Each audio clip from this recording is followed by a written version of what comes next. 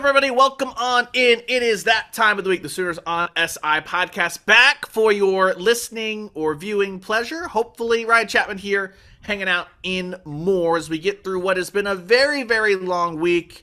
The week after the Super Bowl always seems to drag, not for Carson. We'll get to that here in a second. But just because it's like we hit a little bit of a dip. It's the last little bit till All-Star. The Thunder have had a late Monday game, which it's almost like we're prepping for the playoffs again, except some of us don't ever get to catch back up on sleep. But that's a me issue, not an issue that you're having to have, John, I don't think. No, we're staying busy here. Listen, all I know is softball is back. Patty, we're glad you're here. Ladies, welcome back. Softball season. Saving the football off season for podcasts everywhere. It is certainly back, and there's a ton of softball stuff that we will get to here in a little bit. We have our resident Super Bowl champion. I know that, Carson, you didn't play, but you did everything you could from where you were, and I did the daily check-in. Hey, man, how much did you drop Sunday night? It sounds like you've been much more measured than I was in 2021. Yeah, I've been more frugal than I planned to be. Did a little browsing on Monday night, but I can't say this week's gone by slow. It's been a great week. It's not every day that your team wins a championship, so gotta love it. It's been a good week. Here's to running it back next year. Sorry to the other three in this podcast. It is every day when you're on my team. I told you that last week, man. Bank it. You can make millions if you join my team and bet on your team to win the championship. Good to know there is no such thing as the Hoover jinx. I really do appreciate that. There are a few certainties in life. One, we will get locked into a stadium if you're on staff long. Two, one of your teams will take home a title. We've also got Ryan Aber in the house per usual. Ryan and I were hanging out yesterday out at Love's Field for some Avail stuff. Ryan, I know we caught up, but how are you? Yeah, not bad. I think, just thinking about what Carson said, apologizing to the three of us, I really think he only needs to apologize to Hoover and I, because if your team even sniffs the Super Bowl, you should be throwing a party that'll last weeks, if not months. It happened. Hey, I don't know if you're aware, Ryan, we now have the greatest offensive mind in football history, and the rest is history. We'll see. The Raiders have been involved in a former coach Raiders showdown. Maybe it could be Raiders Seahawks. Sorry, my dog just freaked out in the corner over here. She's having herself a day. Welcome. Hey, real quick, Carson, did you see the Geno Smith meme last week? That he was so awesome that the team that he left immediately won the Super Bowl, and the team that he went to immediately got the number 1 overall pick. Love it. Gotta love it. Eesh. Impact player. Also, thank you to the Seahawks winning the Super Bowl, which gave us one of the weirder images in sports. Thunder fans remember this. It seems like Raising Cane's dumps out a bunch of money to get a member of the championship teams that come around because Caruso did the stuff through OKC. Sam Darnold sitting in a Raising Cane's booth being asked about New York Jets fans that still support him. I was just like, what is this image, and can we please stop? Let Sam Darnold have fun and enjoy without having to talk about Jets fans in a Canes booth at what should be a fan in anyway. Whole squad is here. We got Carson Field, John, Hoover, and myself. Boys, let's dive in. We're going to get to everything surrounding Jen Rocha and the softball program here in a minute, but it has been quite literally Wednesday, a busy day in the Oklahoma football world. Breaking news, and Ryan, let's just go straight to you. The Sooners, it looks like, they have found themselves a new defensive backs coach. Everybody's friends over at the Oklahoma Breakdown reported this here earlier, Aber, and it's been pretty widely confirmed. That's the word I'm looking for. What can you tell us about Oklahoma's new replacement for Jay Valai? Yeah, a guy that they're familiar with because he was coaching on the other sidelines last year in the second game of the season for Michigan. Lamar Morgan, who has been Michigan's defensive backs coach the last couple of years. It'll be interesting to see how all of these puzzle pieces fit together. As it's been reported that he's going to be the defensive backs coach. What does that mean for Brandon Hall? And, his title, does he stay sort of the safeties coach as almost an assistant DBs coach? How does that fit together? But Morgan has coached both cornerback, safeties, and overall defensive backs during his career. Has been in the SEC some at Vanderbilt. Was a defensive backs coach there, and also a graduate assistant. Had a lot of success also at his alma mater, Louisiana. So a guy who has a pretty good track record.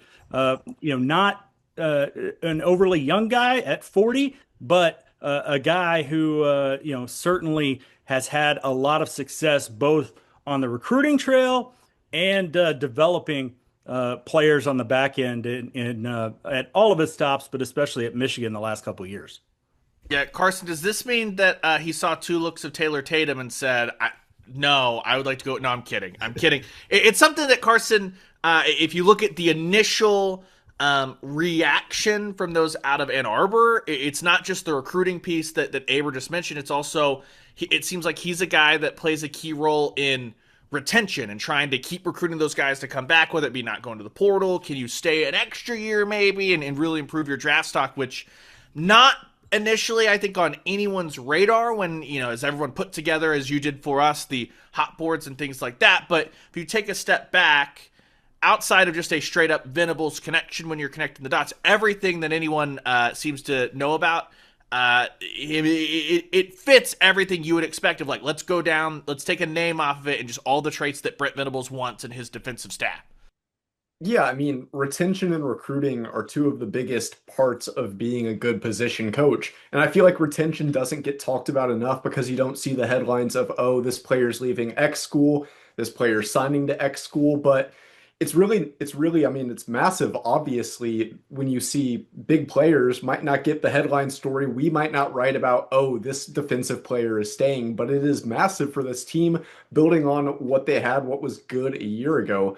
So getting somebody like that that's really good with retention, I think that's big. Part of me is a little bit surprised they didn't go with someone internal like a Xavier Brewer, like a Hall. But from all that I've seen from the initial reports that he is the guy for OU, sounds like it's a really good hire.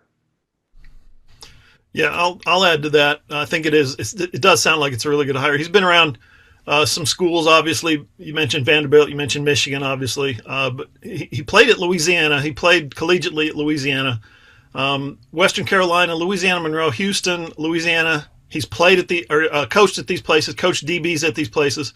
What I like about him, though, guys, this is the old Hoover coming out. This is the old soul in me, the old crotchety old grandpa here. I'm not a grandpa yet, but we'll see. Maybe someday. He was a semifinalist for the Campbell Trophy, which is the academic Heisman, the top scholar athlete, award that goes to football players.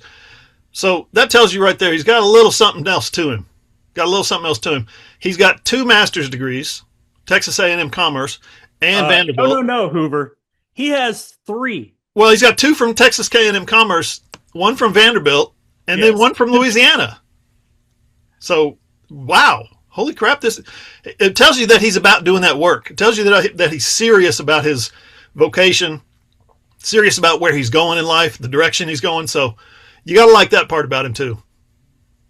Way better. By the way, I think he has 3 total masters, bachelors from Louisiana, 2 masters from Commerce. 2 from Commerce and 1 from Vandy. Okay. So very impressive resume academically as well as football-wise. Yep. Yeah, it is a time management clinic that he has put on throughout his life, and it's something too that we'll see the ripples. A guy like a Xavier Brewer, if he can stay on, and Oklahoma can make sure that when stuff like that happens, and I don't know going into it if it was like, hey, Xavier Brewer, we're going to go out and find an established guy to come in and continue to keep you on staff as an analyst / are they now just assistants, and we just determine who wears the headset on Saturdays versus who doesn't, and who goes out on the road to actually recruit. But it allows, if that can happen, Oklahoma to maintain some continuity across their position groups, as Brewer was always working hand in hand with Jay Valai, along with you bring in Lamar and then Braden Hall and figure everything out there. And that'll be important just to continue to carry that on.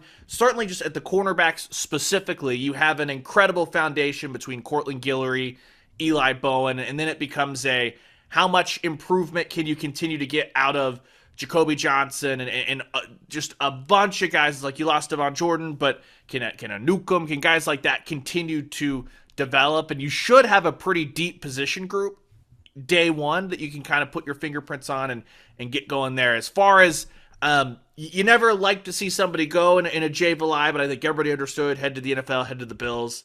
Got it. Makes sense. It's not like you're losing him to Texas or anything where he would have headed back to Texas or anything crazy like that. And now it's also a spot where Jay Valai, I think, unquestionably left that cornerback room much, much better than what he found it at. And now it'll be kind of on to Lamar to kind of carry that baton, whether it be him, Brandon Hall, Xavier Brewer. We'll see how all the titles get officially doled out there. But that's kind of the last piece for Oklahoma's coaching staff. Then it becomes ramping up into, they're currently in winter workouts, but ramping up toward spring ball as we get ever so closer. Before you know it, we'll be talking about pre-spring, and if we get to meet some of the transfers and the freshmen and all that. It's kind of crazy. It felt like the season just ended, but we'll be there soon. Another reason why we know that we'll be there soon is because that means that the NFL Combine and Pro Days across the country are getting closer and closer. Sooners had 10 guys that were announced that they were going to get an invite to the Combine. Let me rattle through them here, Carson, and then you can dive in. Deion Burks, Jaron Kanek, Febechi Wiwu, R. Mason Thomas, Grayson Halton, Marvin Jones Jr., Dominic Williams, Kendall Daniels, Owen Heineke, and Robert Spears Jennings. That's the 10 headed to Indy. Carson, what do you kind of make as far as we look it over? I think everyone knows R. Mason in a good spot, but who are you looking at for guys that have a real big chance to get some face time and really improve their value as we get into draft season fully? Yeah, I mean, Owen Heineke is an obvious answer for this one, just in the sense that he had his breakout this past season, doesn't have a whole lot of tape, but he was spectacular in 2025. Curious to see how he does in some of these workouts, the mental tests that they have to go through at the combine. But he had zero draft stock practically before this season. Now he has at least a considerable amount. Really cool that he's getting an invite, getting the chance to go out to Indianapolis. So really interested to see how he does. And then a guy like Jaron Kanek on the offensive side, he intrigues me in the sense that he's only played 1 year of tight end in college, but had some really good moments. Certainly some things he needs to work on. Obviously didn't have a touchdown this year. But from what I've heard, a lot of teams are interested in Jaron Kanek. Really interested in, while he's a little undersized, a very speedy guy for a tight end, could potentially be a good pass-catching tight end. So I want to see what he does, see what the scouts, the GMs, the execs, they all think of what he can do at the next level after only 1 year. But it's also just notable, 4 defensive linemen. That's really a testament to how good the D-line was. We obviously talked about that just about every week on this podcast in the season. But it is remarkable, and that's not even with David Stone, Jaden Jackson, who are presumably going to be stars again in 26. So I thought that was notable too. And John, when you look at you mentioned Carson like a Jaron Kanek. I'm looking at Febechi Wiwu just as someone that when you talk about tape, he puts out 2 pretty good games out there at center, then goes to the East West Shrine Bowl, and it sounds like he just absolutely tore it up down there and was really, really impressive. Kind of a situation where the testing will be the testing and all that, and you'll have 2 games of film. And I think that whether he had played center or not, teams would be thinking about that anyway for Febechi, but it's always easier to say, we know that we've seen 2 games, and we've seen 2 games against LSU and Alabama, so that's going to be huge, but also big for just him to get in there and really, I think that it's one of those things that they get in there and talk to these guys, and I think they're going to be pretty impressive in that setting, John. Yeah, and I'm looking forward to. I like what Carson said about Jaron Kanek. He's a guy that a lot of people, they're in the NFL scout wise, they see him go and their radar's going to pop up. Little red flag comes up and says, "Wait a minute, why does he only play 1 year?" Because he's got some natural gifts. He's going to show those at the combine, and people are going to be really intrigued by what he can do athletically. I think the same thing from R. Mason Thomas. They're going to see some of that film. They're going to see some of that closing speed that he has and the way he gets off in the fourth quarter. And they're going to be really interested to put him to work and see. But the 2 guys that I would say I'm most intrigued to see is how they perform at the combine. And I think they're both going to tear it up. One was a star at the Senior Bowl. Grayson Halton showed what an impact player he can be the last couple of years on the OU defensive line on the interior. And the other is Kendall Daniels. so big, so rangy, so versatile, pretty smart on the both on the outside and the perimeter, the edges of the defense. I think both of those guys have a real chance to be longtime professional athletes. Aber, when you look at a guy like Deion Burks, what does he need to go out and do? Is it as simple as run a certain number in the 40 and then, because I think that once people talk to him, when you look at production stuff this year, it's going to be, hey, don't forget my quarterback's hand popped and was broken, and really only Isaiah Satania carried on production and things like that. But I'm just kind of curious what you think a guy like Deion Burks needs to do, because he's just had, if we asked him way back when he initially arrived at Oklahoma, I don't think he would have charted up this being the path for him of dealing with so many injuries a couple years ago and then healthy this past year, but the whole offense production-wise through the air took a dip once John Mateer was no longer fully healthy. Yeah, and he talked about that after the loss to Alabama, how this season didn't go nearly the way that he anticipated it going. Obviously been a tough couple of years for him with injuries, things like that. But when Deion Burks has been healthy and had a quarterback who could get him the ball, the production has been there. And I think for him, it's putting up the measurables, which I think he's got a pretty good shot at doing pretty well in. Deion Burks has the ability to stretch the field, and we've seen him be a deep target. But I think he's a guy who has a real chance to significantly upgrade his draft stock during the combine and the lead up to the draft. I'm also looking forward to the other couple defensive linemen that y'all haven't talked about much. Marvin Jones and Dominic Williams. They're guys who have Marvin Jones, especially you just look at the pedigree for him, the expectations for him entering his college career never quite lived up to that, but you saw it in flashes.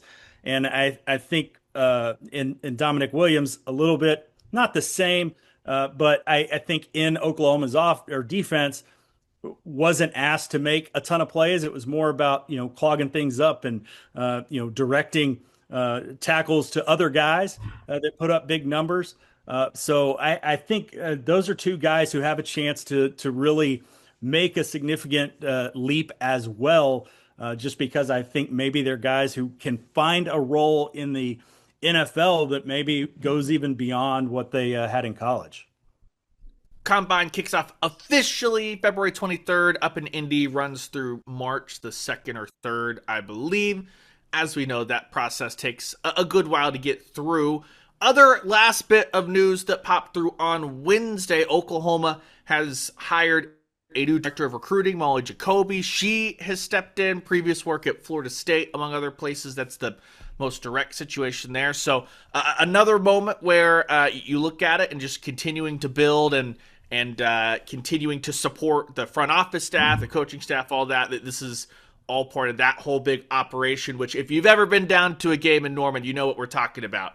You look down pregame, right as the team's warming up before the band's getting ready to get on the field, you look in the south end zone and there's just hordes of recruits and families and all that all over the place. That is a big, big, big recruiting staff that they do much, much more than just organize that. But I think that's probably the moment that most fans would see that recruiting staff as they're kind of getting after it and getting all that done. So welcome aboard, Molly. Welcome to Norman. A little bit different than Tallahassee, but I can tell you our Starbucks way more clean than the Tallahassee Starbucks, and I can tell you that based off of multiple trips through as far as that goes.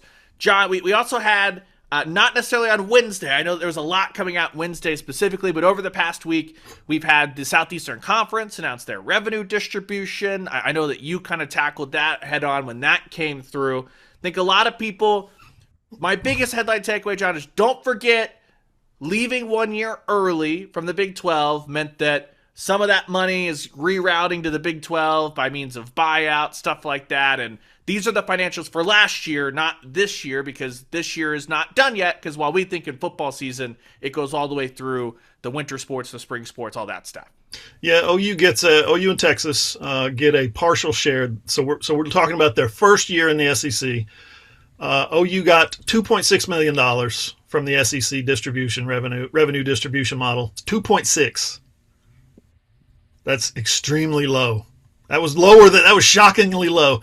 Texas got 12.6. So why'd Texas get 10 million more? Because they went to the college football playoff. They produced more. So simple equation. Like I said, as first year members, you get a really reduced share. They had to pay that $100 million buyout, remember, to leave a year early. OU and Texas combined $100 million goes to the Big 12. So there's that. But when you're looking at, why did OU go to the SEC? Why did Texas go to the SEC? Real quick on the numbers. In 2019, the SEC distributed $45 million around about to its members. 2019, so pre-COVID, okay, before anything went haywire. We're talking regular numbers, $45 million. OU got about $42 million from the Big 12. So the SEC 45, OU and Texas about 42. So right there with them. Next year, okay, 2025 fiscal year, OU is the Big 12 is coming off of 30 million? Currently just around 30 something, 33 million, 31 million per Big 12 school. SEC schools this year, guess what they got? Big total picture. SEC schools this year. They got an average, the 14 full member schools got an average of $72 million. So we're talking more than twice as much next year. If we use just this year's numbers and the last Big 12 distribution, more than twice as much next year. And then that's only going to grow. That divide is only going to get wider. So we're talking 75, 80, 85, and $90 million for SEC schools coming up. That's why Oklahoma went to the SEC. Well, and Ryan, I'm sure you remember this just from covering. Carson was not having to deal with this, which is great. But overlaying the maps of here's what everyone's currently getting, and here are all the projections, and by 2035 it's going to be we did a lot of that when the move was made. And if I recall correctly, the conservative projections still had the SEC in the mid 60s till mostly 2030. Checks notes, that was the 24, 25 numbers, and they're already in the mid 60s. It seems that this is rapidly growing, which means that you factor in, you're getting a full share in what is currently this year, plus you get college football playoff money, all that stuff, and bada boom, bada bing. That is why Joe C. and Joe Harris, when the initial financials came out, they're like, this is going to look bad, but we knew this. Don't worry about it. Nobody freak out, and I don't think anybody's freaking out. Yeah, no, and I talked to Joe Castiglione about this when right after OU made the early jump to the SEC, and he said, hey, this is going to be a short-term hit that we're going to take, and it's going to be significant. And it turns out it was about a $40 million deficit plus, but the how quickly that gets you into these numbers that are just astronomical made it worth it to take that short-term hit. And I think also it's important to note that OU has been one of the few athletic departments around the country that's operated at a profit and not taken money from the university, whether it's student fees or any kind of money directly from the university. It's sort of been self-funding.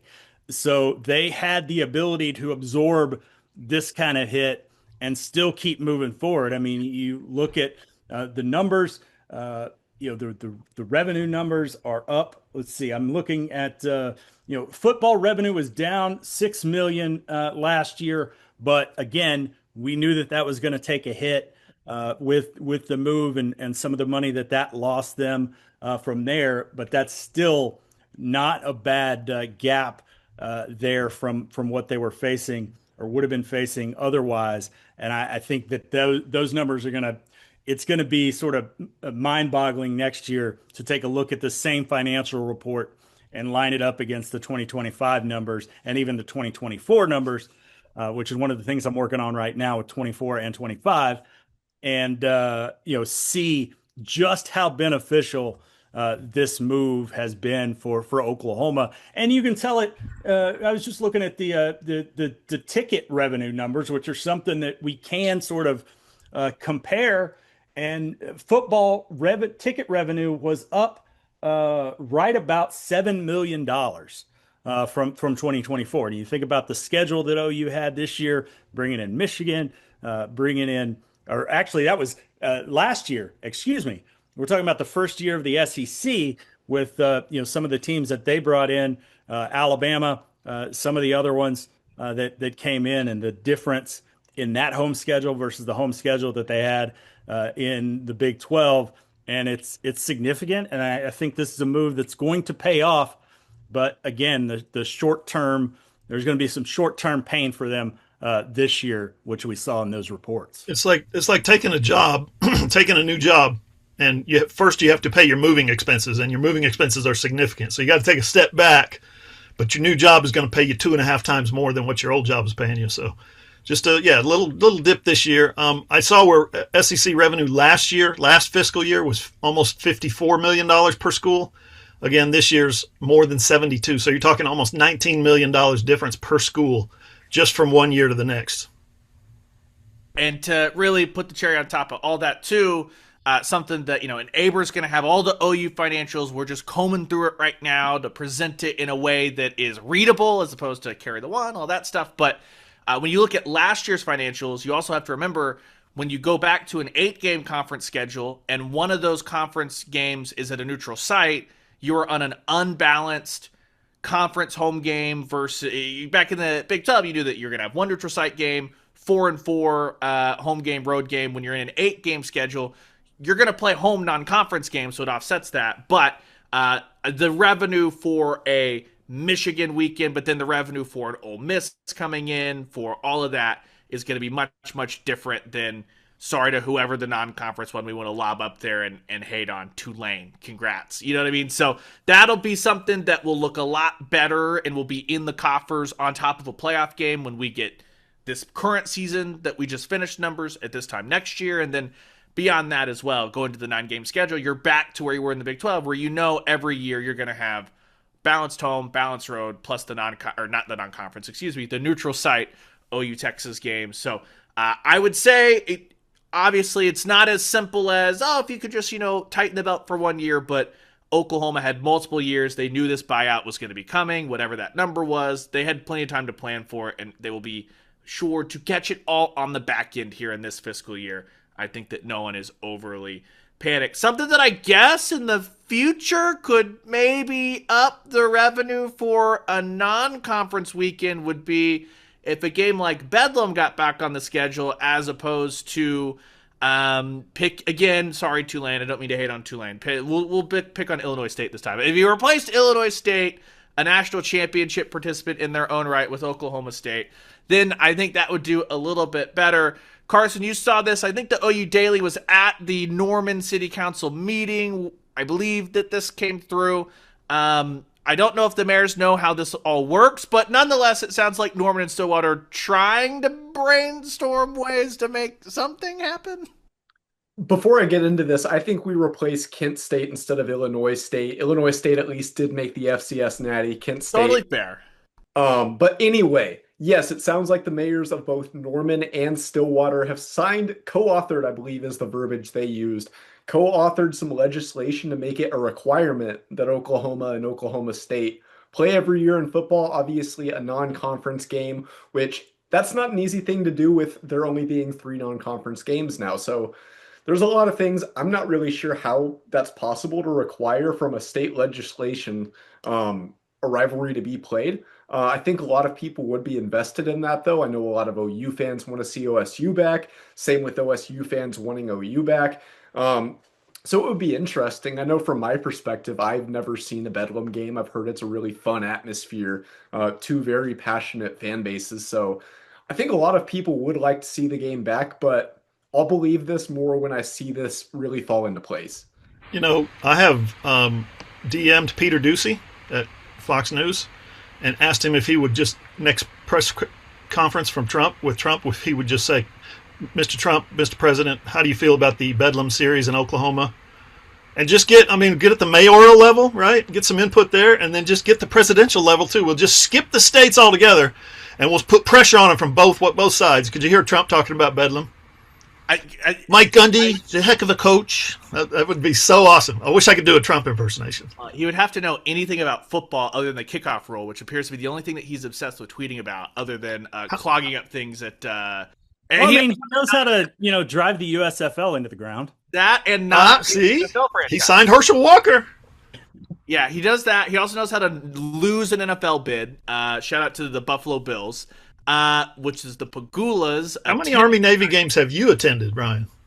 Well, none, but I would like to get there. But yeah, hey, if the president has anything to do with it, he has about as much power when it comes to this stuff as the mayors do, because as we were joking about beforehand, this is something that pops up when I wasn't ready to spin our conference realignment wheel today, but how many times when the Pac-12 was trying to go through, and then the Big 12 and SEC, do we see so-and-so and the Texas legislator has put forward something that like Texas and Texas Tech can't be separate, and lo and behold, Texas Tech's in the Big 12, and Texas in the SEC, and UCLA's in the Big 10, and Cal's not. And some new guy from the state of Texas, some new legislator wants, hey, how come they play that thing at Dallas every year? How come they don't play it on campus? We want them in Austin. Somebody's just, okay, calm down, Skippy. We know this is your first year. It's not how government works. Greg Sankey rules an iron fist. That's right. I think Greg Sankey is a little bit more cooking, a little bit more cachet than, nothing against our mayors of Norman and Stillwater, but even Trump might have to call Sankey for a favor. Yeah, it's my fault. I think that they all have to get Sankey to come talk on Capitol Hill with all that stuff. I think that I was sitting there going, do these guys, are they running for something soon? I know I just saw that Mayor Holt was doing stuff. I was like, that's the only thing I think of when politics gets into college football. I'm like, are they trying to win? What election's coming up? Because easy points to bank. So I'm not holding my breath there. Also, one last little section here on the football. It's let's all point and laugh at Nebraska.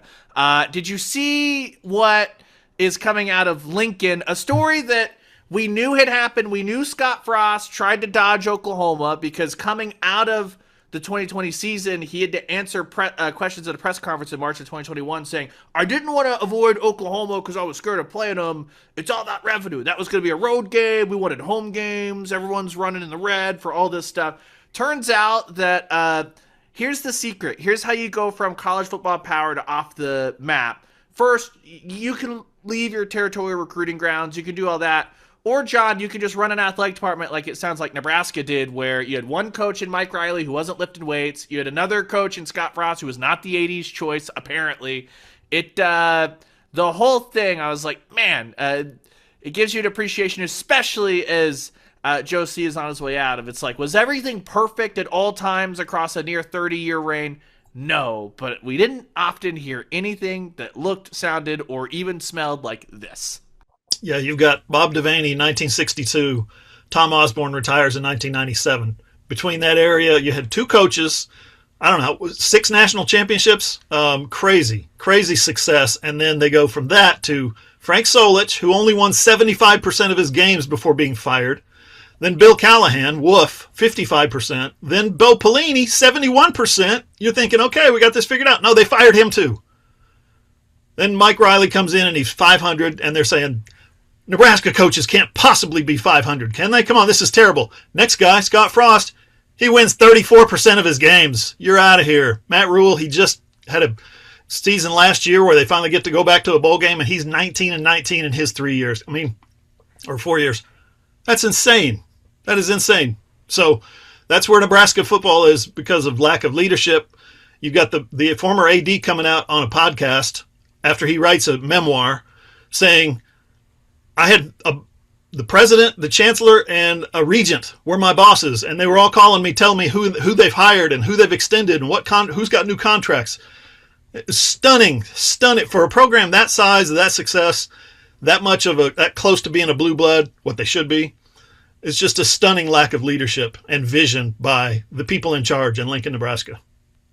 That's where you hope that for Oklahoma, as Roger Denny comes in, he is 4 days from officially being on the clock We heard, Randall Stevenson talk about this is someone that knows how to not only build a plan, but execute it, alignment, synergy, buzzword. That's where you haven't had to worry about it because everything behind the scenes has been pretty good. Other than a basketball coach here, a bad season here or there, it's been pretty smooth sailing for Oklahoma's athletic department for a long time under Joe C. And that is the goal for Roger Diddy. As long may it continue as things change rapidly across the country, as we've discussed ad nauseum here over these last couple of podcasts. Things changing a lot, seasons changing, kind of for us, not like winter, spring, all that, but we officially fired up softball season this past weekend. But before we dive into any of the action on the field, Ryan, we had a big moment off the field that was announced Thursday, just hours before the Sooners got underway against Arizona State. Oklahoma associate head coach, pitching coach, Jen Rocha, who is widely considered as one of the pitching gurus, whisperers, one of the best assistants, a two-time assistant of the year winner, one of the best pitching coaches across college softball, if I could say one of just the great humans in coaching. It's announced that she is taking a leave of absence from the team for a health matter. Former OU pitcher Carly Keeney, who had spent 4 years at Liberty, transferred in, pitched on the 2024 national championship winning team. Last year served as a student assisting pitching coach, working under Rocha and working with the team a year ago. She was back home finishing up a further postgraduate degree with Liberty. She is now your interim pitching coach, Ryan. And before we can dive into anything that happened on the field, this is a major moment, a major change. And obviously, that first and foremost, everyone's thoughts are with Coach Rocha and the Rocha family and everything, hoping that she's back sooner rather than later. But it's hard to understate how big of a shakeup this comes, especially because it literally came a week before the season, not even. Yeah, just the story of how it came together is wild. And I guess, first of all, like you said, our thoughts are with Jen Rocha and her family.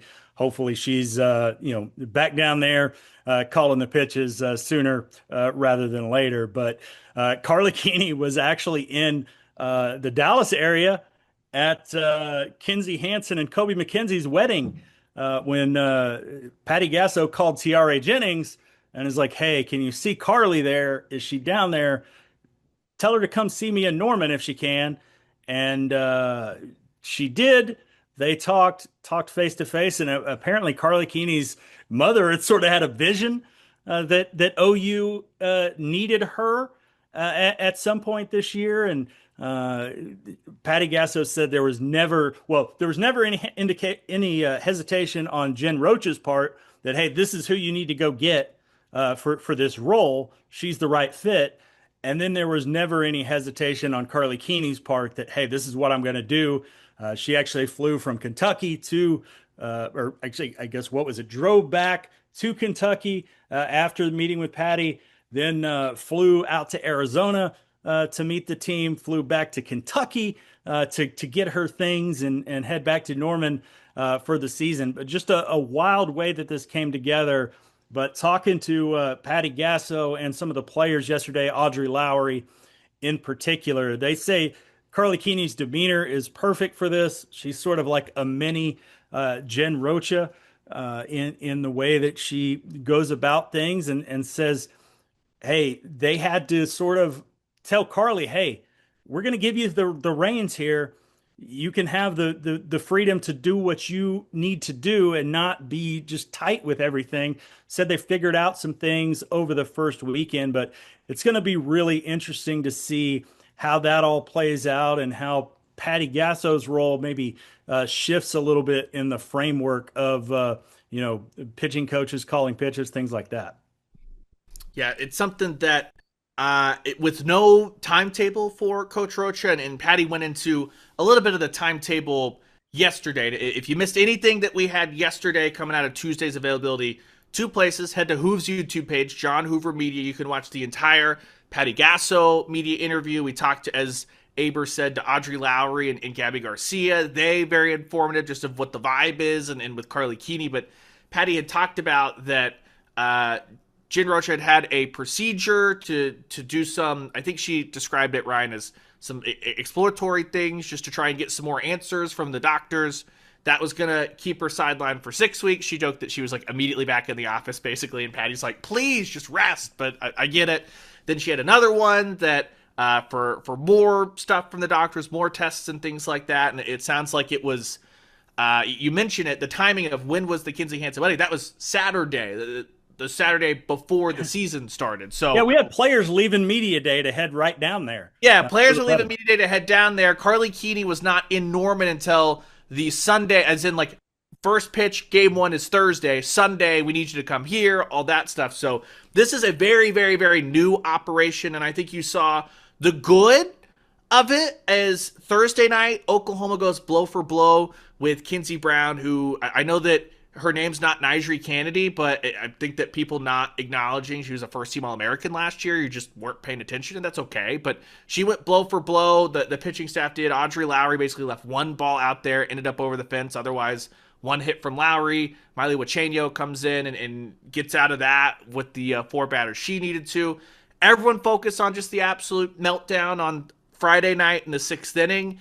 I have to wonder, Ryan, how much of that was you have a new pitcher in Wachenio who gets 2 pitch clock violations that Patty Gasso was not looking to talk about yesterday, because I can do the talking. I can say what was unsaid. What the heck was that? That was what Patty was thinking.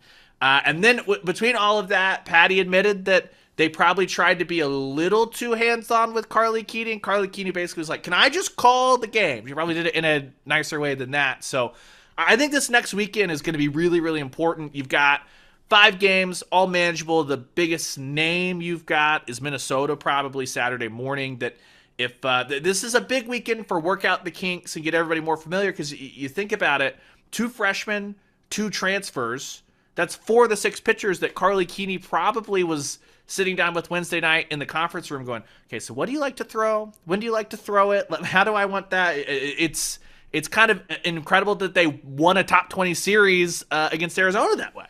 Yeah, it really is. But I think it also speaks to how great Audrey Lowry pitched this weekend, who was one of the pitchers that Carly Keeney was very familiar with. And Audrey Lowry sort of carried the load for them pitching wise. I think through like 2/3 of their innings, if not a touch more than that. She was fantastic, got all 3 of the wins. And, I'll have a story by the time this podcast posts up on Audrey Lowry's performance over the weekend. But I think this weekend, it's going to be about the rest of that pitching staff, getting Sydney Berzon, Miley Wachenio, and some of those other pitchers going. I think we saw some good things out of some of those other pitchers.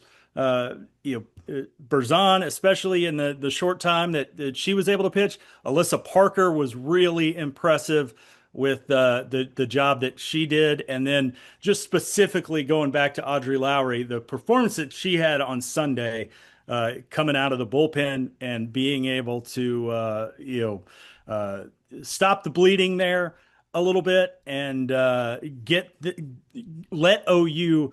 let their offense have a chance to get back in the game, I think was maybe one of the biggest things about the weekend.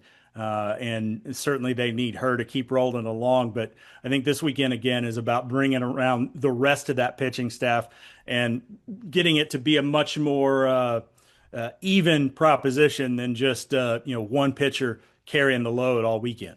One thing, Ryan, I noticed real quick, just looking at the roster, Parker is 5'11". Zeke, is that how you say it? Berkeley Zeke, 6 foot tall. Sydney Berzon, 6 foot tall. Wasn't Carly Keeney a little bit isn't she kind of a tall pitcher as well? I mean, she's got maybe a perspective on how to, use your full length of your arm and use your legs and your stretch and all that kind of stuff, moving toward the plate. They got some tall pitchers. And, I mean, they got 3. They got 3 6-footers. They could go challenge the basketball team. Anyone can challenge basketball teams. They're awful. But that's neither here nor there. That's because Porter Moser's a terrible basketball coach, which we'll get to. You've got that. Carly, I think Carly was listed at 5'11" when she pitched. 5'10". 5'10". I can tell you, I went with 5'11" because Carly, taller than me by a good amount. I'm a solid 5'9", and she seemed 5.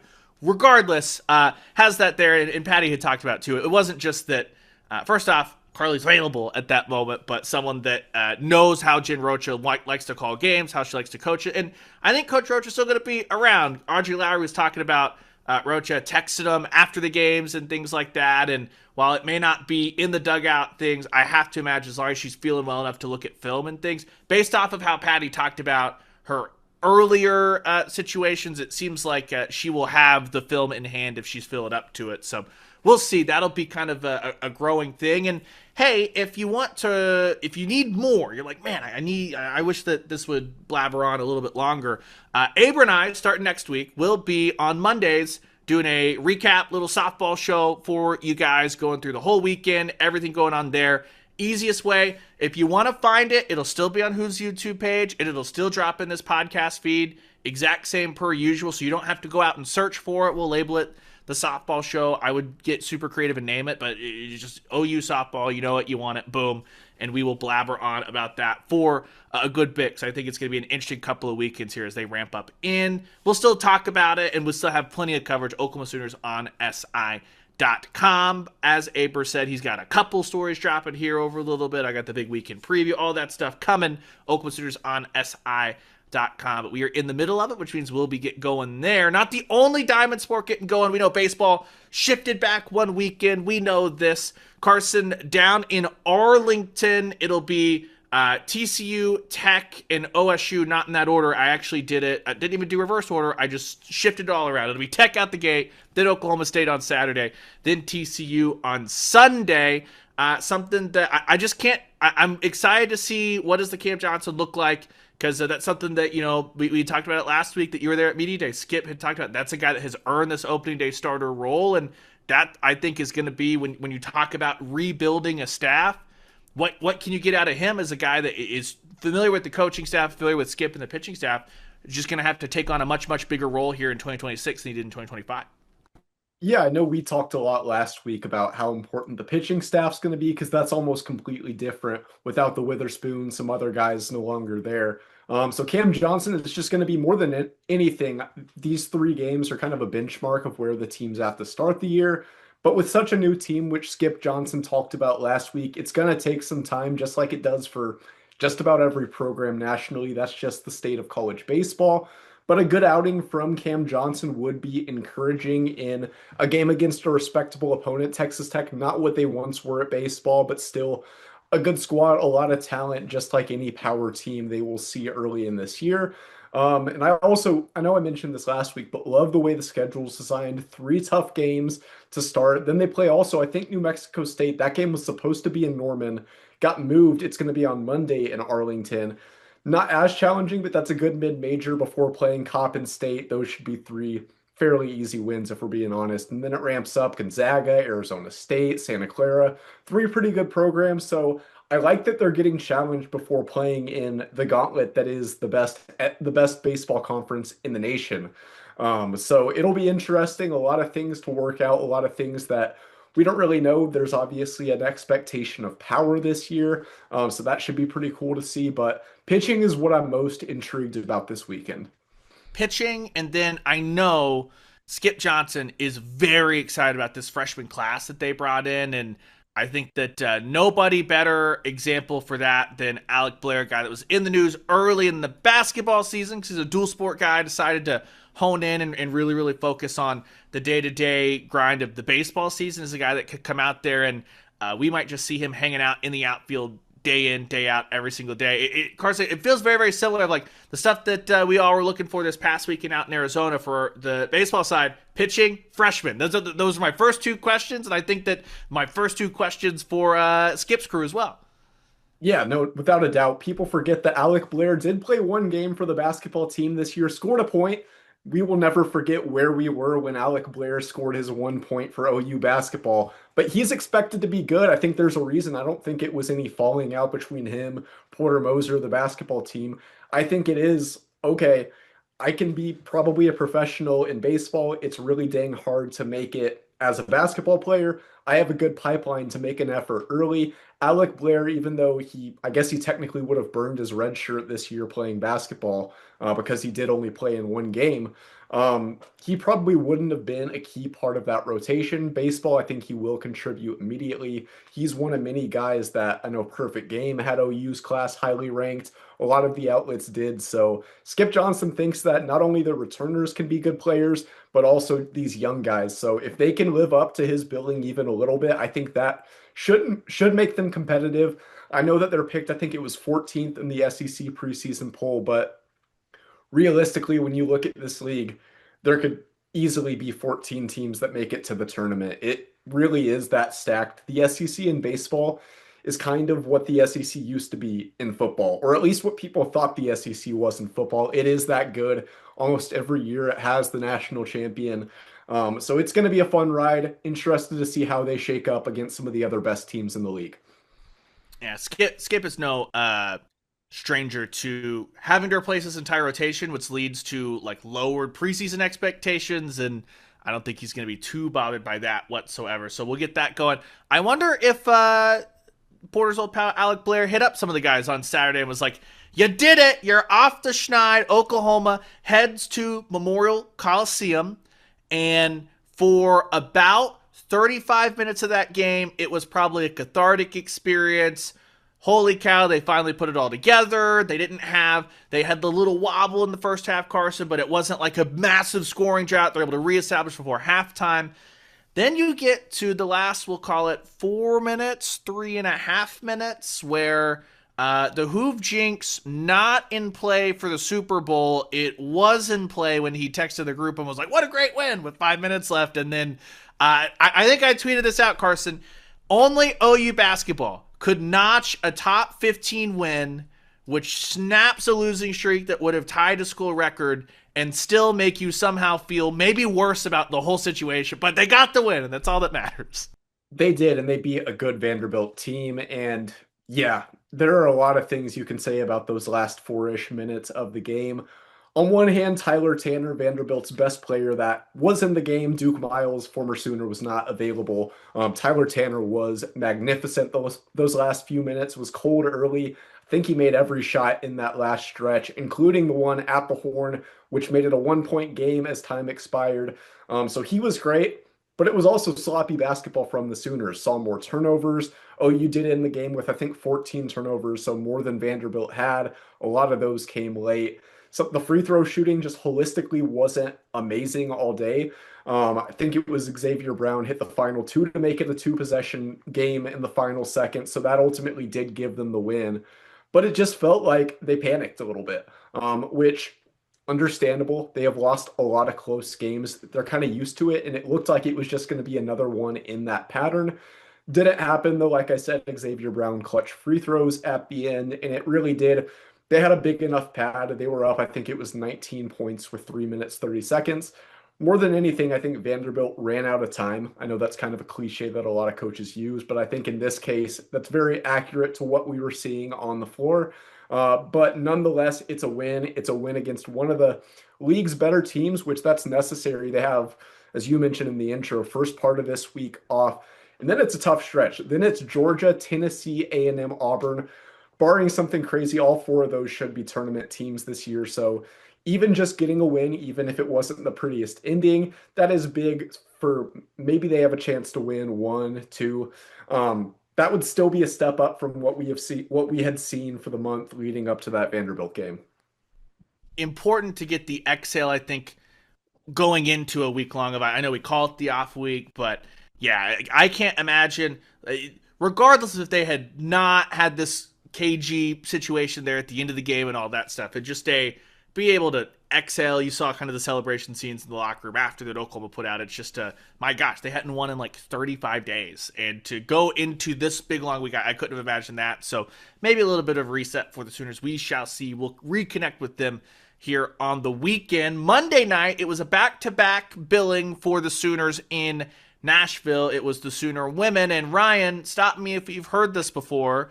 Oklahoma, playing a bona fide top 10, top 15 team, goes in, has terrible feel for the game early, turns the ball over like wildfire, digs himself a 20-point hole, goes into halftime and credit to them for resetting and trying to make a charge out of the break, but it was too little, too late. And while Texas and Vanderbilt very different teams, while LSU and Texas and Vanderbilt all very different teams, different chapter, same script. Yeah, I mean, really, you look at sort of all of their games against top 10 opponents, with the exception of South Carolina, which, again, we talked about a couple weeks ago, wasn't a fluke. They went in there and played really well, or went to at LNC and played really well. But yeah, this is becoming the script, and I would say, hey, they've got to figure out a way to fix this. But the next time that they face an opponent like this is not going to be likely until the SEC tournament, potentially until the NCAA tournament. The schedule lightens up significantly. No more games against top 20 opponents the rest of the way. But if Oklahoma is to get where they want to get and where they feel like they, have the potential to get, which is deep, deep into the second or even third weekend of the NCAA tournament, they've got to figure out a way to start these games better. And they were just in so big of a hole early that they couldn't come out of it, had to try to shoot their way out of it. Didn't have any success there. I think, what was it, 2 for 23? I can't remember exactly what the number wound up being from beyond the arc. Aaliyah Chavez doesn't hit a three-pointer for the first time this season. And while her numbers wound up being pretty solid, overall scoring-wise, really struggled from outside, struggled with turning the ball over.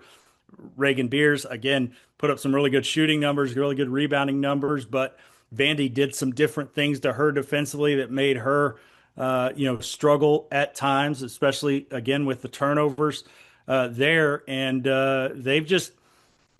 this is a team that I think still has a lot of potential, but outside of that South Carolina game, they haven't shown it against the best opponents on their schedule, and that could wind up really biting them when the tournament bracket comes out. Could potentially cost them a top 4 seed. It's something that it's a different conversation, and I know the committees are different year to year and from the men's to the women's tournament, but if you remember back, Porter's first year, they played a ton of quad 1 games, lost all those quad 1 games, and the committee basically came out and said, you had opportunities and you showed us you lost them. For the Sooner women, it's a different conversation. They've only got 6 losses, but you look at the quad 1 games they've played this year, they are 2-6. All 6 of those losses coming from the quad 1 games. And while the performance itself wasn't fluky against South Carolina, it wasn't like, oh my gosh, they just hit a ton of threes or anything like that up until Chavez took over in overtime. They're creeping toward everyone coming back and going, that night was a fluke to a certain extent based off what we've seen when they do everything else. You look at it, the latest bracketology, the other 5 seeds, they're still a 4 seed, which would mean they'd host in Norman.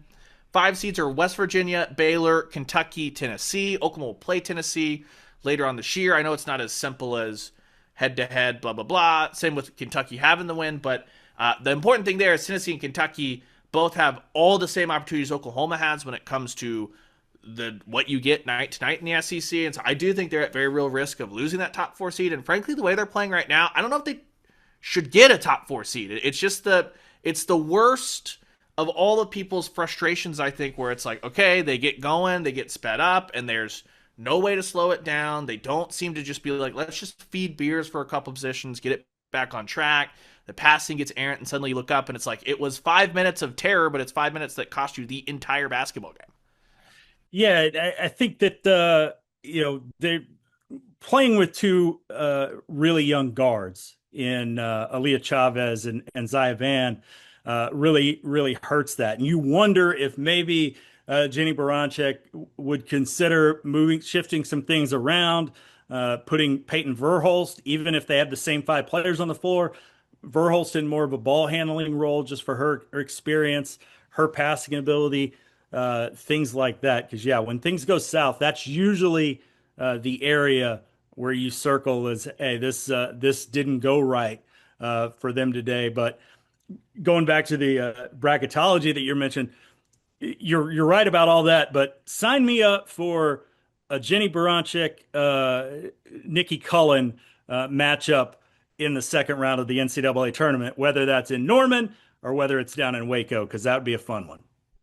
Wow, just be careful with all your travel schedule, and I hope that there's no ice involved because, good gracious, heaven forbid the home team have to sit around for an extra hour. Ryan, it really put them out, and it really put them at a disadvantage to be at home and be able to stretch out and things like that, and not be cramped up on a bus in the ice. Players' parents were there, Ryan. How could you forget that? Carson, we will fill you in on the. We'll just do the whole Sherry v. Mulkey and then draw the through lines of how Baylor found the exact same coach, just without as many wins and somehow maybe more unlikable. It's kind of impressive, but that's. Hey, well, hold up. Nobody is more unlikable than Kim Mulkey. I don't know. At least Kim wins. Kim wins, but I don't know. That sounded like a stretch, but he's right. She wins. It's like, at least it's kind of like Dan Hurley. I think that when you look at UConn and everyone universally goes, yeah, that's a lot, but at least he wins and he knows it. He knows he's a lot. You know what I mean? I don't think that Nikki knows it. I think that Kim knows for sure. She's I'm Kim Mulkey. She invented it. She took the mantle from Bobby Knight for that. He sets the rings down on the table and just goes, hey, what's that going to be? Of course, just because you have rings doesn't make you a good person. No, but I will have to side with Ryan on this one, being an alum of the school with Bobby Hurley as the head coach instead of Dan Hurley. I would much rather be coached by Dan Hurley than Bobby. I don't know how much that relates to this women's basketball conversation, but I would take bling over other things. Well, and Ryan, as we learned in the biathlon, Olympic rings, just because you're Olympian, does not make you a good person either. A desk pop and take me back. It's like, no, sorry, brother. Maybe if you won the gold, but if you're a bronze medalist, I don't think you get to do the oh my gosh, woe is me type thing. I just watched the Miracle Show, the Netflix documentary on the 1980 hockey team. You guys need to watch the hell out of that. It was all about how much everybody hated Herb Brooks, and yet he was the only guy in the world who could have done what that team did. So they all appreciated him. And then I made the stupid decision to watch maybe one of the worst sports movies of all time, Two for the Money. Have you guys ever seen that? Oh, God. I cannot say I have. Matthew McConaughey and the Michael Corleone. What's his name? Al Pacino.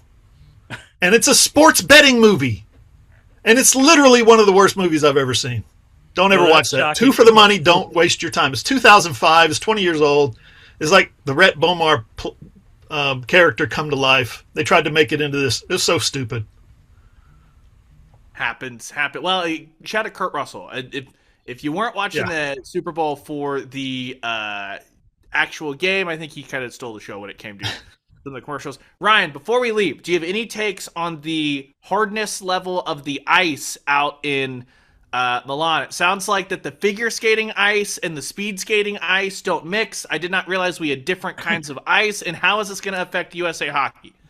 Well, yeah, as somebody who is on ice fairly regularly, there's definitely different kinds of ice, and it's definitely different for or needs to be different for different events on it. But it's been an interesting start to the Olympics. Obviously, like you mentioned, the revelations coming out from the bronze medalist, I believe.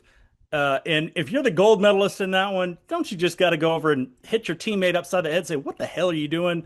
Learn some timing, because nobody is talking about him today. They're talking about his teammate and his now ex-girlfriend, who apparently talked and said that she didn't want him to air that dirty laundry out. So just a wild week, but really looking forward to some more Olympic hockey, especially with the U.S.'s big-time win over Canada. Did we peak too early? That's my only question. Did the women peak too early? Usually you want to get through prelims and then build. I'm scared. Boy, we talked about. So we'll see. We talked about Trump. We talked about ICE. I mean, I thought this was. Maybe we should just have a political podcast. Our algorithm is going to be screwed up, and for that, I apologize to everyone. Real quick, if Norway wants to do a full U.S., though, next week we better see Instagram post, gold medalist takes cheated on girlfriend out, and then we need to, I don't know anything about the gold medalist. I'm sure happily married or spoken for, whatever, but we need that. And then I don't know what Norway does with their trash TV, but we need the bronze medalist to either be on The Bachelor or Norway Love Island.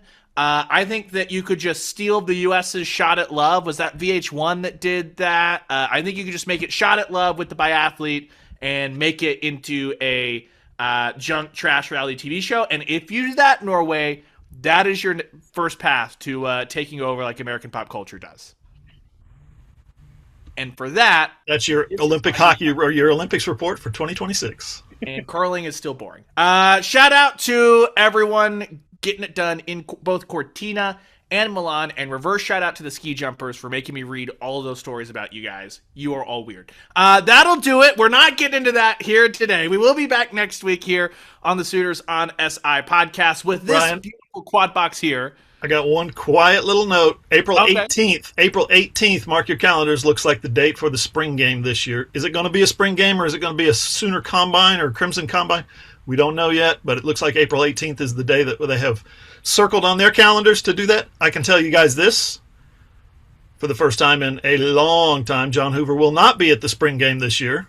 Will not be, because that's the exact same date that young Danielle Hoover has identified for her nuptials. She will be getting married on that day, and I will be not in Norman, Oklahoma.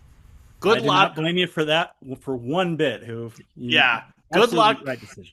Enjoy that. We will not bother you on that day, but we will have plenty of coverage. That'll be our that'll be basically the grand finale of spring football, all of that fun stuff. We'll be back with the full crew next Wednesday, recapping everything Oklahoma per usual. And like I said, don't forget Monday at some point. We'll get it done. We'll get it up, all that stuff. You don't have to go anywhere if you don't want it. Sorry, it's going to be in your feeds on Hoover's YouTube page, John Hoover Media, or just on the same podcast feed. We'll just drop it in there. Aber and I will kick off the softball show where him and I will just ramble and ramble. And you thought it was bad here.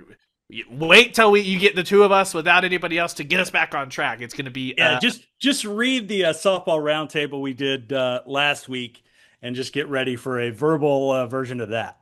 Very, very much so. That'll be everywhere on Monday. And like I said, you don't have to look for it. It'll just pop up in your feeds per usual. As always, Oklahoma Sooners on SI.com is the place to be for all your coverage. Crossover season fully underway, it feels like, this weekend between both Diamond Sports, all the hoops, all that stuff. And we are the place for you. For Carson, for Aber, for Hoove, Ryan Chapman. We'll talk to you guys next Wednesday.